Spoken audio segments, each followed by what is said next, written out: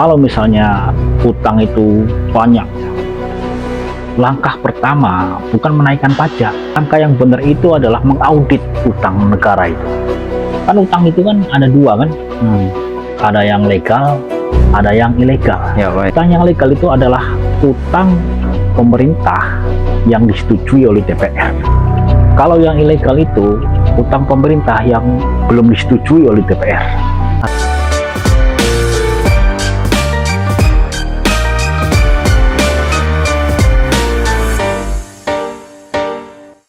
Assalamualaikum warahmatullahi wabarakatuh. Salam akal sehat.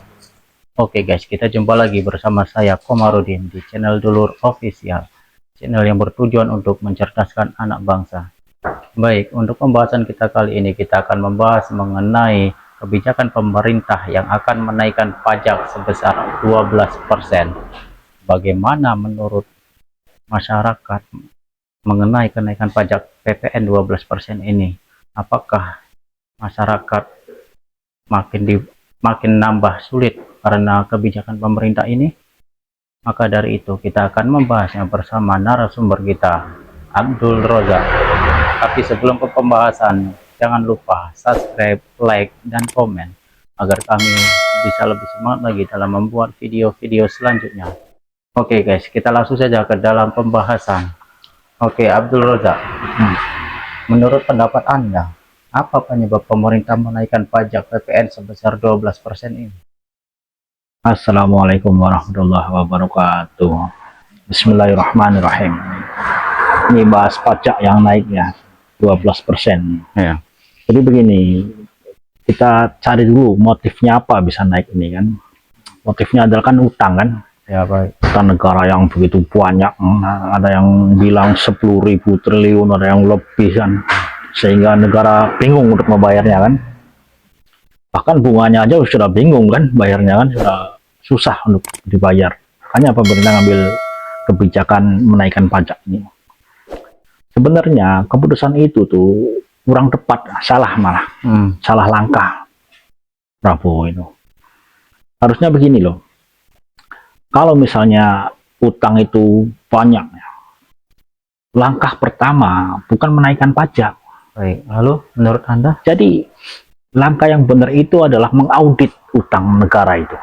Oke, boleh. Diaudit dulu utang negara itu.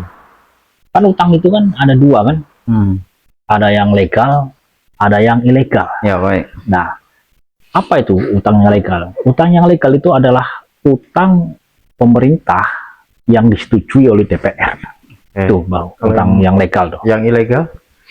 Kalau yang ilegal itu utang pemerintah yang belum disetujui oleh DPR.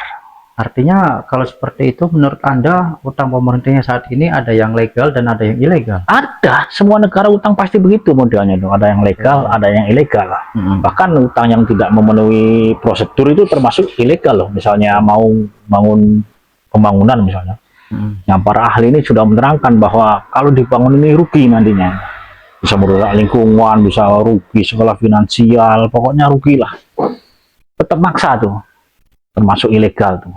Harusnya audit dulu Prabowo kalau dia punya keberanian gitu, bukan malah menaikkan pajak 12%. Akhirnya kan masyarakat yang menderita lagi kan. Ya, oke. Bahkan bertentangan dengan jargon dia yang katanya mau mensejahterakan rakyat, Pro masyarakat. iya, mau memakmurkan masyarakat. Sekarang jadi Anda ini menganggapnya kenaikan pajak 12% ini kebijakan yang tidak pro ke masyarakat? tidak, justru menyakiti masyarakat. Bayangkan Prabowo gembor-gembor di media ngomong begini bahwa saya siap mati di atas kebenaran. Harusnya kalau siap mati di atas kebenaran, konsekuensinya adalah dia harus berbuat benar dan siap menanggung semua resiko. Itu harusnya itu. Makanya utang itu diaudit yang tepat itu, bukan menaikkan pajak.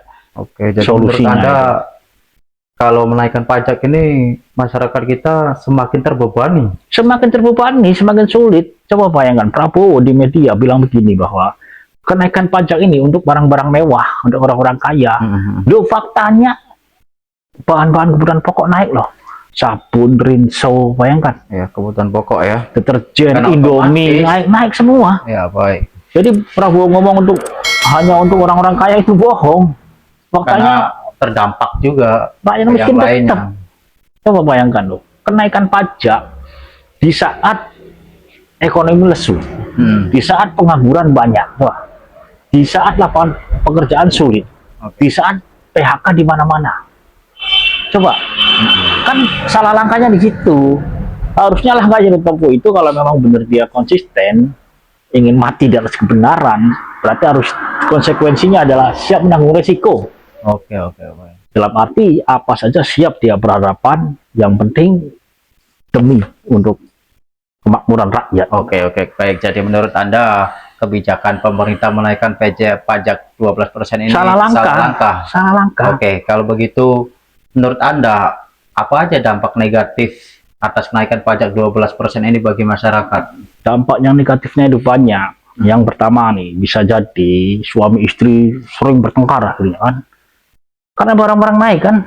Berarti yang sulit makin sulit. Yang sulit makin sulit, yang susah makin susah.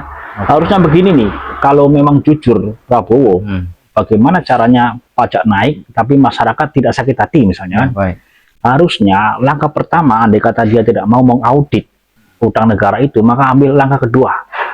Langkah kedua itu adalah dipreteli dulu tuh harta orang-orang kaya, pejabat-pejabat yang kaya tuh. Dalam arti tunjangannya dipotong. Kan begitu kan, orang-orang kaya dulu, pejabat-pejabat yang kaya tunjangannya dipotong, fasilitasnya yang mewah ini dipotong semua. Setelah para pejabat dipotong semua, baru umumkan sama rakyat loh. Ini loh rakyatku, pejabat semua sudah dipotong semua tuh. Jadi saya akan menaikkan pajak 12%, baru masyarakat menerima. Ini sih yang kaya makin kaya, yang susah makin susah kan akhirnya kan. Nggak ada unsur keadilan di situ. Oke, baik. Kalau seperti itu, lalu menurut Anda solusi terbaik yang seperti apa untuk masyarakat kita nih agar supaya tidak terlalu terbebani? Solusi terbaiknya bagi masyarakat ini kalau bisa semuanya protes. Bahkan mahasiswa bentar lagi mau demo nih, semuanya protes bahwa menolak kenaikan ini karena tidak tepat waktu. Sekarang sudah ketuk palu kan, masyarakat protes semua. Tidak tepat waktu loh di saat ekonomi lagi lesu, cari pekerjaan susah. Bagaimana kadang aku membayangkan orang yang kerjanya serabutan jual. Kadang dapat duit, kadang enggak, kadang kerja, kadang enggak, dihantam oleh barang naik. Sedangkan kalau di saat barang naik nih kan, misalnya mau ditetapkan Januari misalnya kan, itu sebelum Januari itu retail sudah menaikkan barangnya semua juga. Bayangkan, sedangkan sekarang bentar lagi bulan Ramadan kan, betapa menjeritnya rakyat lah. Di saat nyari duit susah, ekonomi lesu, dihantam oleh kenaikan pajak yang 12% itu. Kalau pejabat mungkin enak kan, dapat gaji tetap, tunjangan enak, lu masyarakatnya loh. Makanya masyarakat jujur aja banyak yang sakit hati nih dengan kebijakan yang ini, kebijakan yang benar-benar bukan pro rakyat. Karena kebijakan ini kan udah disahkan. Ya. Jadi menurut Anda solusinya masyarakat ini harus bersatu, melakukan protes, atau bila perlu turun ke jalan. Nah, protes mahasiswa melalui DPRD apa kita kritik. Protes semua mahasiswa sebentar lagi mau turun ke jalan kan, memprotes kebijakan yang tidak pro rakyat ini loh. Kebijakan ini memang fatal menurut saya loh. Banyak orang sudah bersuara tuh, para politisi apa para bersuara, ini tidak tepat. Saatnya tidak tepat. Harusnya dikaji ulang Prabowo tuh. Dikaji ulang. Banyak kok, cara tuh banyak loh. Seakan-akan pikiran itu buntu pemerintah. Hanya bisanya sedot nih duit rakyat. Harusnya kan nanti duit rakyat ini terakhir loh. Duit pejabat tinggi dulu dicabut semua kan, tunjangan dicabut. Kan banyak cara kan. Jangan, atau harta-harta koruptor tuh diambil. Banyak caranya kan, bukan benar-benar masyarakat lagi. Coba bayangkan loh, pegawai pajak mobilnya mewah, iya kan, istrinya mobilnya mewah, anaknya mobilnya mewah, sedangkan wajib pajaknya makan masih susah. Wah, di mana letak keadilan seorang presiden? Nah, yang seperti itu harus diperbaiki. Jadi setiap mau bikin kebijakan itu harus pikir dulu ini kebijakan pro rakyat atau tidak. Harusnya begitu yang ada di pikiran presiden loh. Kalau memang tidak pro rakyat ya batalkan. jangan dipaksakan itu loh. Jadi menurut Anda kebijakan menaikkan PPN hingga 12% ini udah tidak tepat? Tidak tepat, bahkan nanti masyarakat sudah nggak percaya lagi nanti sama pemerintahan. Itu dampak dari kenaikan itu. Itu pertama, masyarakat sudah nggak percaya lagi sama Prabowo, ya kan? Terus yang kedua, kalau berani menaikkan pajak ini nanti, kemudian hari, berani lagi menaikkan hal-hal yang lainnya, misalnya BBM dinaikkan, listrik BPJS dinaikkan, karena dari awal sudah berani menyakiti rakyat itu. Berarti menurut Anda tidak sesuai dengan waktu Prabowo kampanye berlogokan pro dengan rakyat kecil, apa itu berlawanan? Berarti menurut berlawanan, sangat berlawanan kan, jargon Prabowo kan mati dan tenggelam bersama rakyat.